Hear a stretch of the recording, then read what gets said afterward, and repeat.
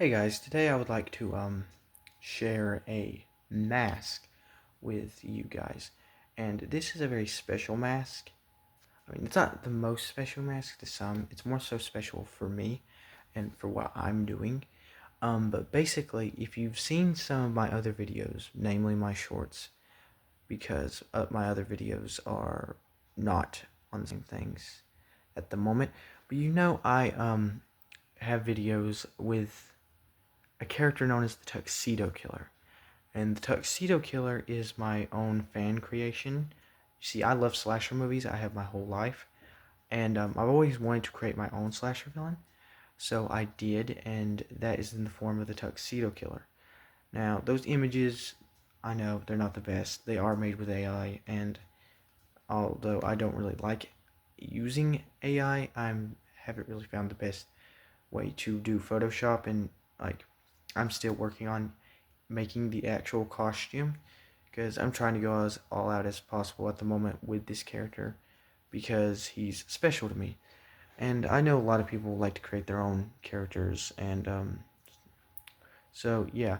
But the point is, the Taylor, which is his other name, he's known as the Tuxedo Killer, and the nickname that the characters would give him is the Taylor, otherwise known as Lawrence Kessler. Now, I'm not gonna fully go out and tell the story yet. I plan on eventually telling you guys the story because I feel like I owe it to you. But the origin is 20 years ago. Lawrence Kessler was the highest-ranking member of the Blackmore Estate film family.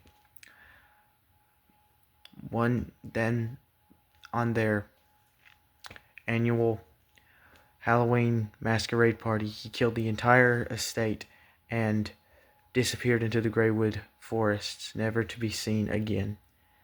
Most people thought he died, but now, 20 years later, in the small little town of Greywood, Lawrence Kessler has returned, and his eye is fixated on the teens of Greywood.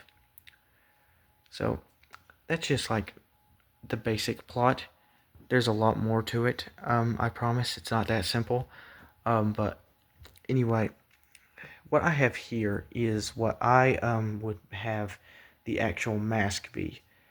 When she does wear a skull mask, a latex skull mask, um, this is a very special skull mask. This is a 1997 Paper Magic Group glow in the dark. This does glow in the dark skull mask.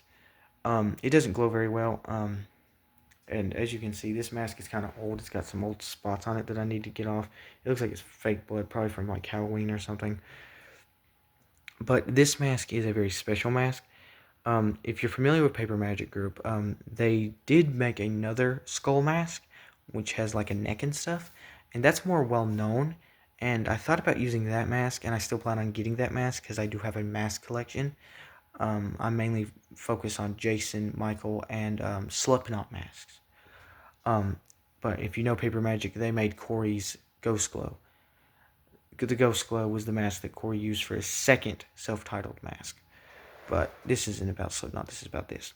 Now, as soon as I found out this mask existed, I immediately knew it was the mask to use.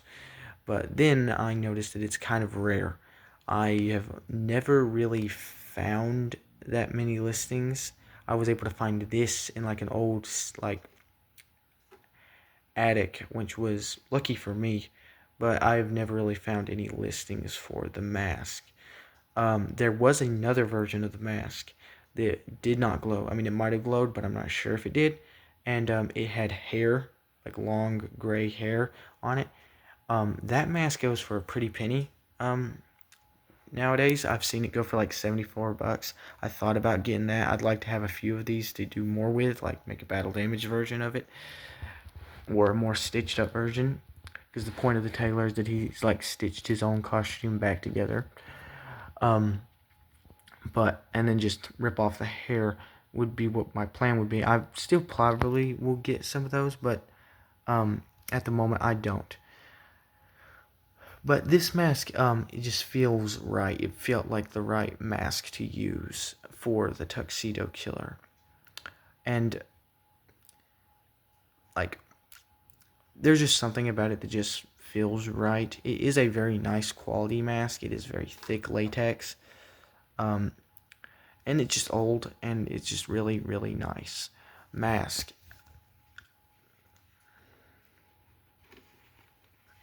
Let's just get a closer look here. I'm sorry, I'm filming this on a phone. I need to get a good camera. But as you can see, it's a relatively large mask. There's some more of that fake blood stuff. I promise it's not real. But it is just a really nice latex skull mask. Now, some people might say that the skull mask is kind of generic for a created slasher, like, and I thought about that first as well, but then I thought, name one slasher villain who's worn a full-fledged skull mask. And I'm sure someone will find one, but they're usually more obscure. And this is just like, and if you're wondering why the name Lawrence Kessler, my two favorite movies are American Werewolf in London and The Wolfman. So that's how I came up with the name. Lawrence Talbot, David Kessler. I combined those two names to make Lawrence Kessler. I feel like it's got a good ring to it. But this is probably where I'm going to end the video. And thanks for watching, and see you next time. Bye.